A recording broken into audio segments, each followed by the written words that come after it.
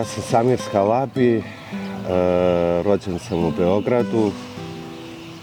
Otac mi je poreklom Sirijac, majka mi je iz Srbije. Ja sam rođen u Beogradu i tu sam živeo sve do 2002. godine. Nakon što smo prošli ratove 90-ih, onda bombardovanje 1999. godine.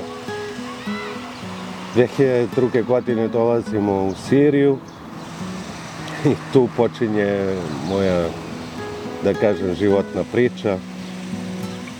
Sve do 2012. godine, jer 2011. godine počinje rat u Siriji. Zadržavamo se tu godinu dana, nakon toga vraćamo se za Srbiju.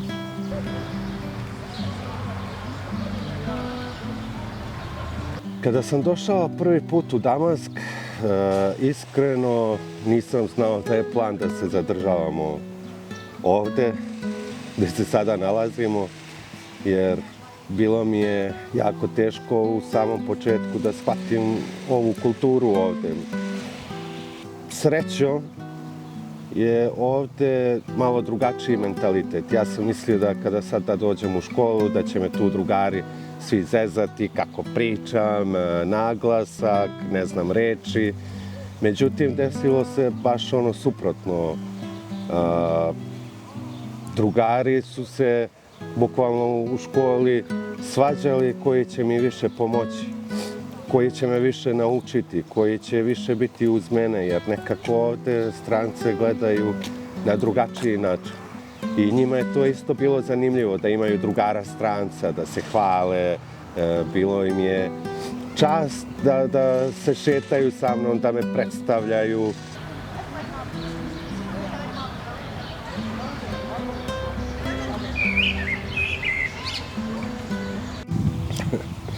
Najviše za Damask što me veže ovde, naravno, to su drugari, to su uspomene, ali...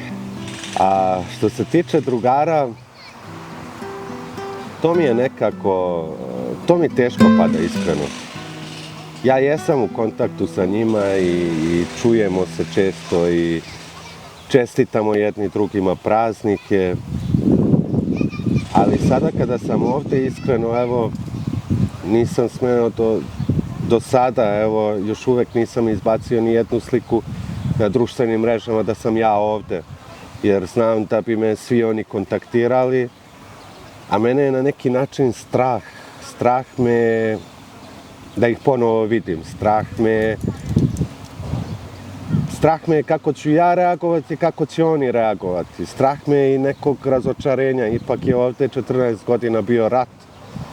Ja ne znam koliko su se oni promenili, koliko sam se ja promenio. Trema mi je, takođe, trema mi je jer dugo vremena je prošlo od tada i onda nekako sve mi je ovo čudno. Kad gledam u grad kao grad nije se toliko promenilo, ali kao da je sve stalo od kako sam otišao i sad kada sam došao sve je isto, nije ništa renovirano, ništa se nije tu menjalo, verovatno ljudi nisu ni ulagali u to. Naprimjer, evo ovde u ovaj park sam dolazio skoro svaki dan, živeo sam bukvalno tu, evo, 2 zgrade odavde, sedeo sam na ovoj klupi. Ova klupa se nije promenila, nije se renovirala, nije... Bukvalno je to isto to što je bilo i pre 15 godina. Nadam se da će biti bolje sada kada je stao rat, da će se više ulagati, da će doći neko bolje vreme za Siriju.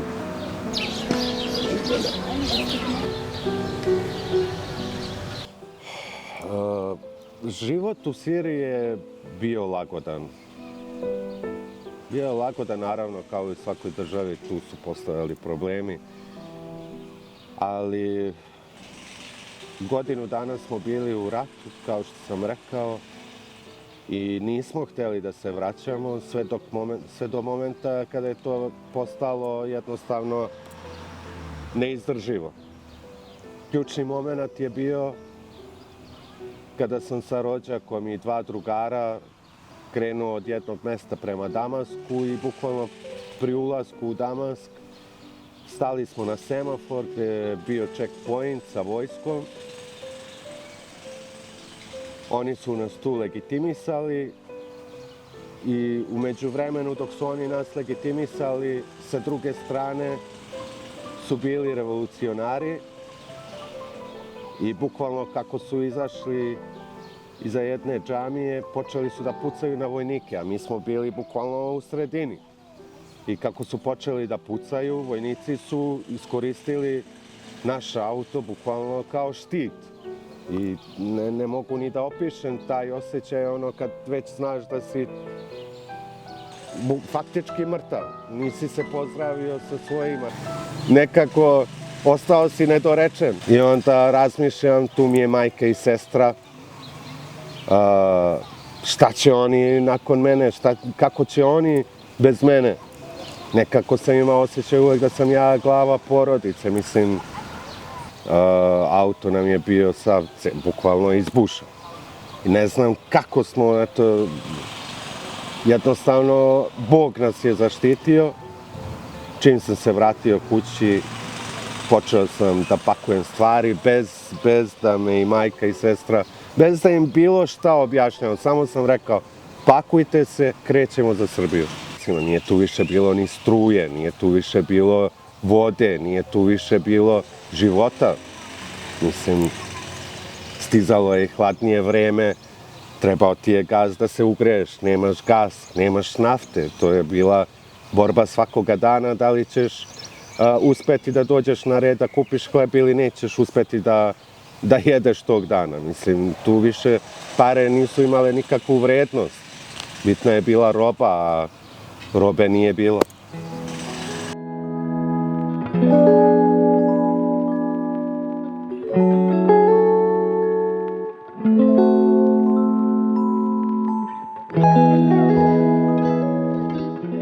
Ovo je moja škola, ovdje sam išao u osnovnu školu, 8. i 9. razred.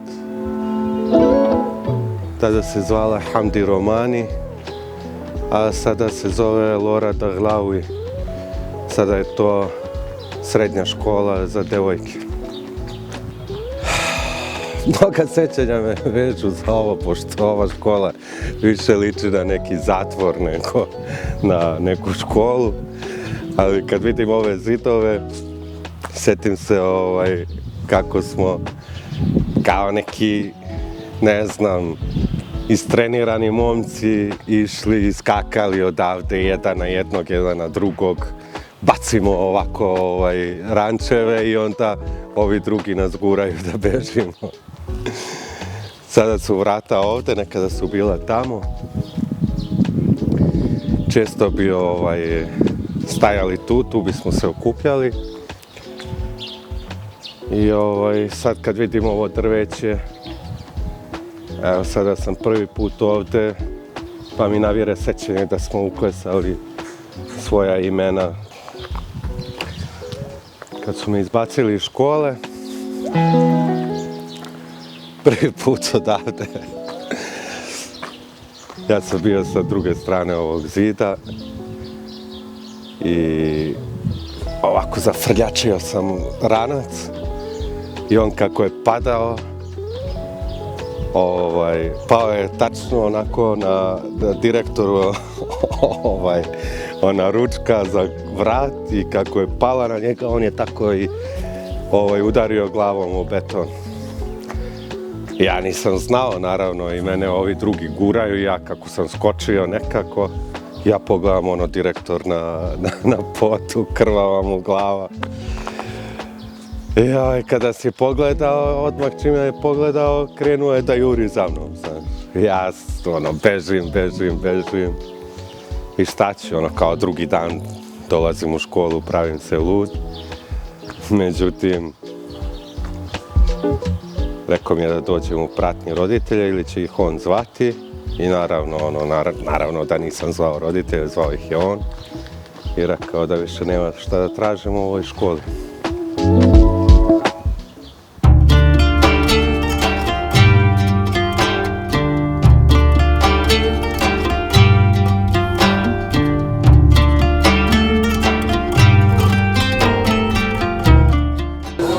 sad stari Damask. Ovdje sam dolazio sa drugarima i najjače je to što nam je glavna igra bila da dolazimo u stari Damask i da se gubimo. Ovo je jedna od najširih ulica u starom Damasku i onda bismo mi ušli iz jedne ulice u drugu ulicu, pa onda se razdvojimo kao pa idemo da li ćemo se sresti nekada negde, međutim svaki put se to završi tako što dođemo kući pa se čujemo kao ste stigli smo.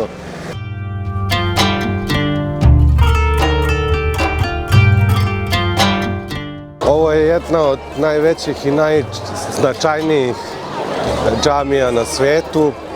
Prvenstveno ovdje je bio hram aramejski Hadad, nakon toga ovdje je bio za vreme Rimljana hram Jupitera, ovdje su ostali još zidine i ulazi.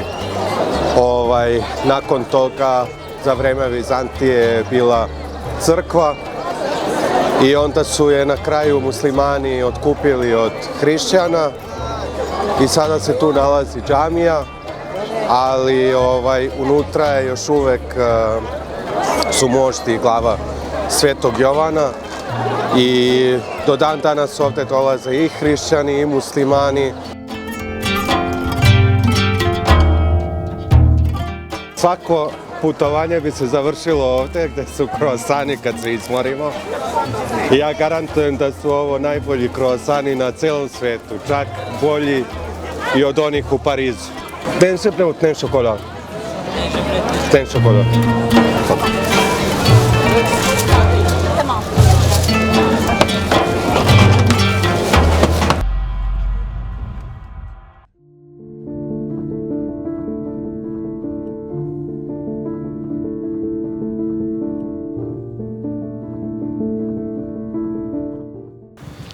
Ovo mi je jedan od najtužnijih prizora kada dođem u Damask, jer nažalost nisu svi kvartovi bili te sreće da prežive. Kada dođem u Damask, ne mogu da verujem šta je ovdje prošlo. Armagedon. Ovdje sam nekada dolazio sa drugarima, družili smo se ovdje, živeli su ovdje. Ovdje smo dolazili u restorane, u kafiće. Sada toga više nema, ne mogu čak ni da prepoznam šta se ovdje desi. Baš ništa. Neki od njih nisu mi više ni dostupni, ne znam ni da li su nestali ili da li su uopšte živi, da li su otišli negdje.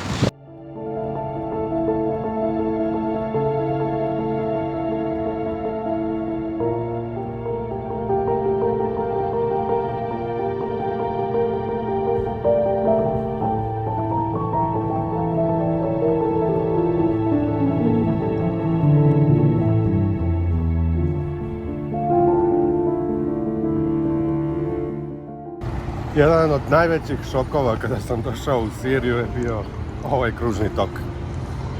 Dolazio sam iz one ulice sa porodicom i trebali smo samo da skrenemo ovdje jer tu u blizini živimo. Međutim, bila je jako velika gužva i bila je masa ljudi. Sve su bili ljudi na ovom kružnom toku, baš sam se zapitao, ja pitam šta se dešava. Nisam još znao ni da pričam dobro arapski. I onda mi je posle deda objasnio šta smo u stvari čekali. Nažalost, ovdje su vešali ljude na ovom kružnom toku i tada su trojicu, 3 čoveka su vešali tada. Ovo je bio trg, kružni tok, gdje se vešaju izdajnici i špijuni. Ali ubrzo, možda već 2003. ili 2004. to je ukinuto i onda to se više nije ni moglo dešavati niti vidjeti ovdje. I onda su na kraju uredili ovaj kružni tok, posadili cvijeće i zelenilo, tako da to više nije bilo u praktici.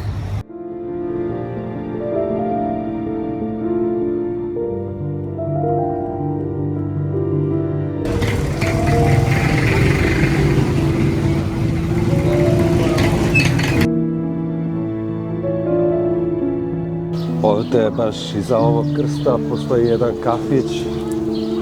Tu smo se pre rata okupljali svi sa Zapadnog Balkana, iz Srbije, iz Hrvatske, iz Slovenije, iz Bosne, Crne Gore.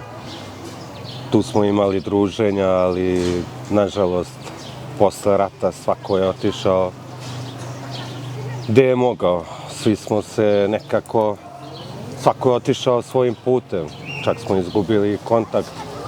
A konkretno u ovom parkiću se družio sa mojim drugarima iz Damaska, ali nažalost i sa njima sam izgubio kontakt jer većina njih je morala da ode u vojsku, a kad bi bili na terenu obično ne bi ni imali signala, tako da nisam mogao da ostanem u nekom konstantnom kontaktu sa njima i najžalije mi od svega toga što više od pola njih danas i nema. Sada kada sam došao ovde, meni je jako drago što sam ja ovde, ali nekako kao da je prazno, kao da nema tih duša tu. Nije mi isto, nije mi svejedno, nije potpuno i nikada neće biti. Sada kada sam bio na groblju kod babe, nisam imao ni jednu priliku da joj kažem ćao, samo to, da se pozdravimo. Da joj kažem kako mi je bilo, kako je njoj bilo. Kad sam otišao na groblje isto ne znam da li pre da posvetim oca na groblju, da li dedu, da li babu.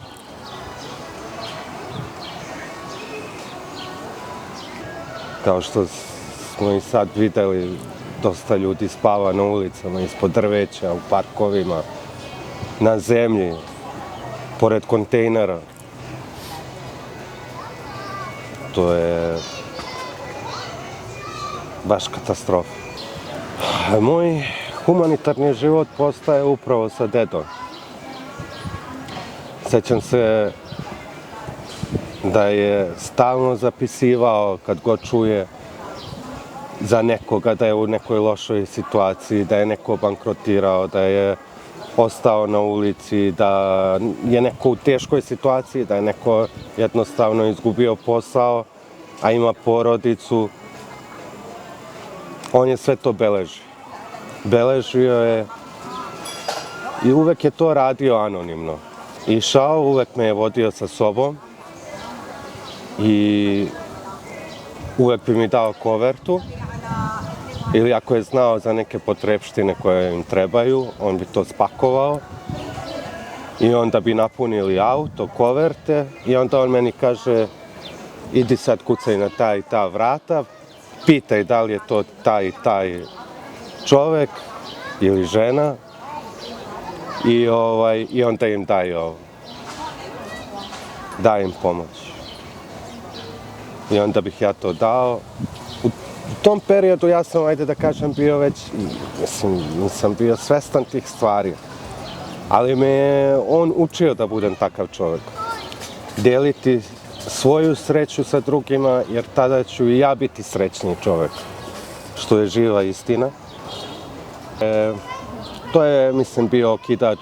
Došao sam kući, već sam ispričao kako se to izdešavalo, onda je krenulo kako ćemo da idemo sad za Srbiju. Ja sam insistirao da idemo, da dođemo nekako do aerodroma, a bilo je problematično doći do aerodroma jer su se u tom delu vodile bitke. Mama je insistirala da idemo ipak autobusom do Alepa, pa iz Alepa da uđemo u Tursku. A ja sam bio opet nismo mi bili svesni situacije šta se tu dešavalo. Nismo mi bili svesni da je to stvarno toliko zapravo. Mi smo mislili da je u Damasku možda najgore. Mi nismo imali svest kako je u drugim gradovima, kako je na putevima. Ja sam mislio, ajde, aerodrom je tu nekih 30-35 km od nas. Bolje da putujemo do aerodroma tim putem nego sad da idemo kroz cijelu Siriju. Međutim, tad je mamina odluka prevagnula. I otišli smo u autobus. Krenuli smo iz Damaska, autobus je bio skoro prazan, možda ja, mama i sestra i možda još 5 do 7 ljudi. I krenuli smo prema Alepu. Nakon jedno sat i po vremena došli smo do prvog grada, do Homsa. Tu se već videla kakva je stvarna situacija i stvarni rat. Putovanje autobusom, bukvalno bih mogao knjigu da napišem. Ponekad kada razmišljam kako je se to izdešavalo, bukvalno svaki taj sekund preživljavanja u tom autobusu je bio kao jedna godina. Kada smo došli do tog prvog grada, odmah dočekao nas je nadvožnjak koji je visio, polu je visio. Autoput je bio poluminiran, ne znam, mi smo sve vreme nešto zaobilazili, rupe su bile od granata, desno su bile mrtve životinje, pogledamo u levo, sve je sravnjeno, jednostavno da ne možeš da poveruješ. Ne mogu nikada izbaciti tu sliku iz glave, nešto što mi stvarno nismo bili svesni da je rat uzeo tolikog maha. Jednostavno, ne znam, kao da smo bili svi, iako smo bili u ratu, ali nismo bili dovoljno informisani. Onda u jednom trenutku gledamo neka paravojska u plavim uniformama pretresa nas. Jedan checkpoint, drugi checkpoint, ti ne znaš ko su ti ljudi koji te zaustavljaju.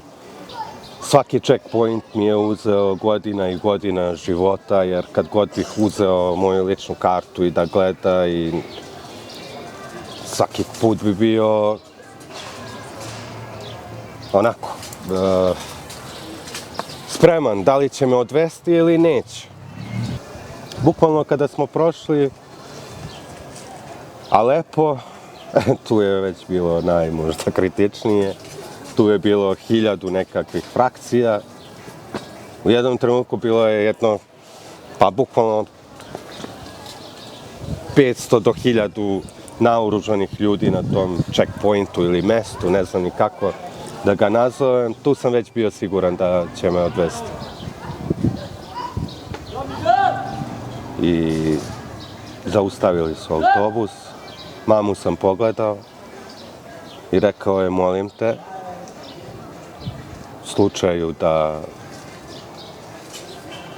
da me ovde ili skinu, odvedu, molim te, ostani u autobusu sa sestrom i idite dalje, snaći ću se, nemoj da brineš. Mislim, ne znam ni šta da kažem, iskreno, u tom trenutku. Samo želim da nastavi, da ne ostaje tu, da nastavi, pa posle šta Bog da. Isto tako, njih je više bilo u autobusu, ja sam sedeo bukvalno preko puta sedišta od mame i sestre. Izvadio sam ličnu kartu, onda su počeli da pričaju sa mnom, ti moraš da se boriš, ti ovo, ti ono. Ja sam već znao koliko je sati otprilike. Nisam ni znao ko su, ni da li se bore protiv vlasti, ni da li su uz vlast, niti da li je neka treća strana. Ja sam ne znam ni kako mi je palo na pamet, mislim imao sam srpski pasoš u sebe.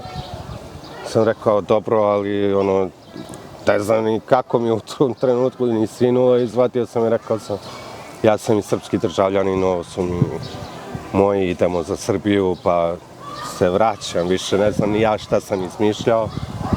Čim su videli, rekli su okej, ništa, onda srećan put, idite dalje. Ja sam ostao zakovan u čudu, kao da su imali neku direktivu, ko izlazi iz zemlje je stranac, ne dirajte ga, i to je to. Tu sam preživao slom živaca. I onda već kako smo se približili turskoj granici, tu je već haos još veći. Mi smo tamo pomislili da smo izašli, sve je gotovo, međutim tu se baš puc. Mi prolazimo autobusom, vidimo ove, prođemo ih, vidimo druge, tamo iza drveta stoje, iza nečega, iza neke olupine, pucaju na ove koje smo sad videli, ovi na one, mislim, eto, bukvalno kroz autobus smo preživeli rat. Ne znam kako da opišem, ali bukvalno film. Možda je mene Bog pogledao u tom trenutku, ali drugi nisu imali tu sreću. Ali dobro mi sad snimimo nešto. Au, brate, sad sam baš sam samog sebe sjebao sa ovom pričom.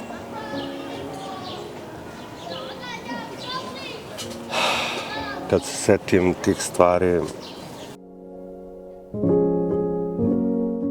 nekako mi se sad, kako mi se vraća sećanje dok pričam, mnogo stvari mi prolazi kroz glavu i znaš, neke stvari u životu želiš i da zaboraviš. Tako smo otišli u Srbiju.